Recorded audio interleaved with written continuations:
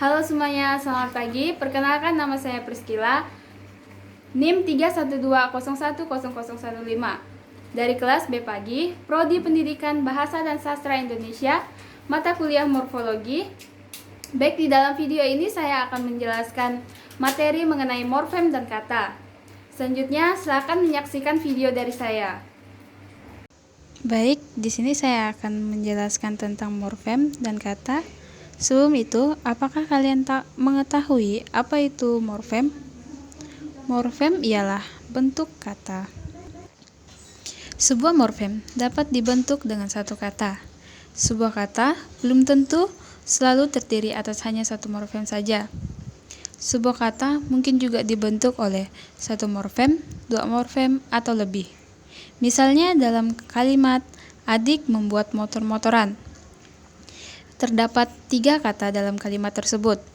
Kata pertama yaitu adik memiliki satu morfem. Kata kedua yaitu membuat memiliki 2 morfem, mem dan buat. Kata ketiga ialah motor-motoran, terdiri dari 3 morfem yaitu motor, motor, dan an. Demikian dapat disimpulkan bahwa kedudukan morfem tidak selalu sama dengan kata. Namun demikian, tidak semua morfem dapat disebut sebagai kata. Baik, kita masuk ke dalam bagian yang pertama, yaitu morf dan alomorf.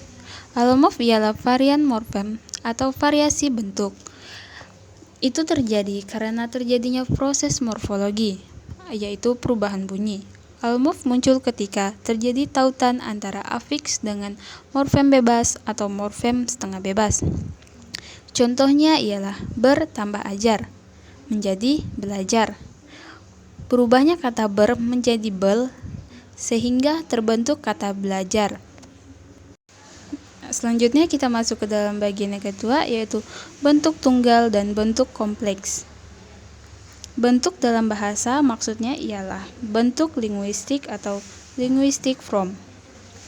Selanjutnya, bentuk linguistik dapat dalam bahasa ialah kesatuan-kesatuan yang mengandung arti baik secara leksikal maupun secara gramatikal. Kesatuan-kesatuan yang mengandung arti secara leksikal ialah kesatuan yang mengandung arti seperti halnya pada arti kata dalam kamus. Sedangkan kesatuan-kesatuan yang mengandung arti secara gramatikal ialah kesatuan yang mengandung arti sebagai akibat adanya proses gramatik. Baik, selanjutnya kita masuk ke dalam bagian yang ketiga, yaitu bentuk dasar atau kata dasar. Pada uraian terlebih dahulu, disebutkan bahwa morfem bebas disebut juga sebagai morfem dasar atau kata dasar. Kata dasar atau bentuk dasar ialah bentuk linguistik berupa kata asal maupun bentuk kompleks atau bentuk jadian yang menjadi dasar bentuk kata bagi suatu bentuk kompleks. Contohnya seperti kata dasar pakaian. Bentuk kompleksnya ialah berpakaian, unsurnya ber dan pakaian. Bagian yang keempat ialah asal atau kata asal. Berbeda dengan bentuk dasar atau kata dasar, bentuk hanya terdiri atas bentuk tunggal saja. Setelah mendapat afiks, barulah bentuk asal berubah menjadi bentuk kompleks. Selanjutnya, bentuk kompleks yang merupakan bentuk jadian dari bentuk asal tadi dapat dibentuk menjadi bentuk kompleks. Contohnya seperti misalnya bentuk asalnya adil, bentuk dasarnya keadilan ditambah kata ke, bentuk kompleksnya berkeadilan ditambah kata ber. Dengan demikian, dapat dikatakan bahwa bentuk asal ialah bentuk paling kecil dari sebuah bentuk kompleks. Yang kelima ialah deret morfologis. Deret morfologis ialah deretan kata-kata yang mempunyai hubungan bentuk dan arti. Deret morfologis dapat digunakan untuk melihat apakah sebuah kata tertentu merupakan bentuk dasar atau bentuk kompleks.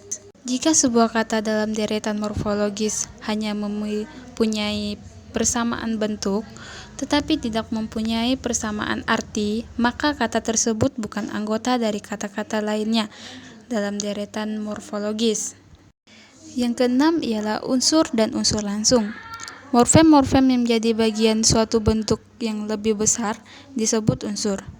Suatu bentuk kompleks pasti terdiri atas morfem-morfem sebagai unsurnya.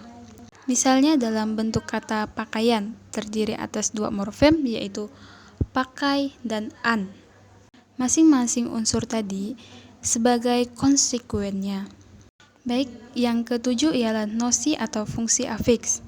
Bagian yang pertama yaitu nosi. Nosi adalah arti yang timbul sebagai akibat proses morfologis. Proses morfologis itu misalnya pada afiksasi, reduplikasi, atau pemajemukan. Nosi pada bersepeda menjadi sebuah makna memakai atau mengendarai sepeda. Yang kedua ialah fungsi afiks. Sebagai morfem terikat, afiks mempunyai fungsi dalam membentuk kata jadi atau bentuk kompleks. Fungsi afiks dalam proses morfologis dibedakan menjadi dua fungsi yaitu fungsi sematik dan fungsi gramatik. Fungsi sematik ialah fungsi afiks yang mengandung terbentuknya makna baru sebagai akibat melekatnya suatu afiks pada morfem.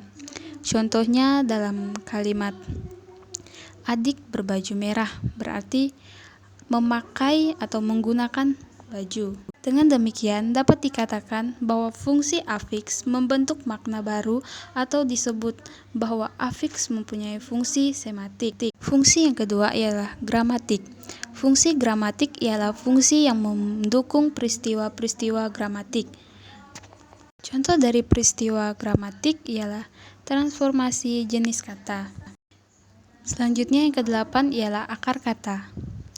Bentuk kata dasar dalam bahasa Indonesia pernah terbentuk suatu unsur yang lebih kecil yang disebut dengan akar kata.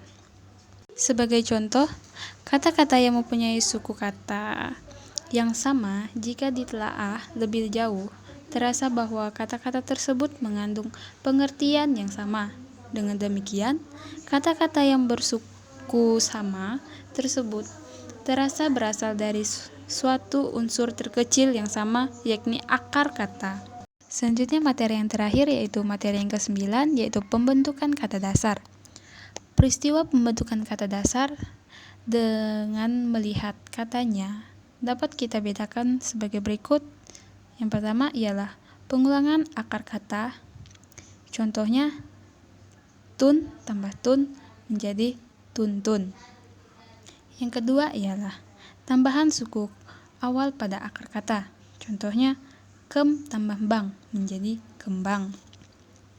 Yang ketiga ialah penggabungan antar kata. Contohnya ru tambah sak menjadi rusak. Sekian penjelasan materi dari saya mengenai morfem dan kata. Jika ada salah-salah kata, mohon maaf, dan juga semoga materi yang saya sampaikan dapat bermanfaat bagi kita semua yang melihat video saya. Sekian dari saya, terima kasih.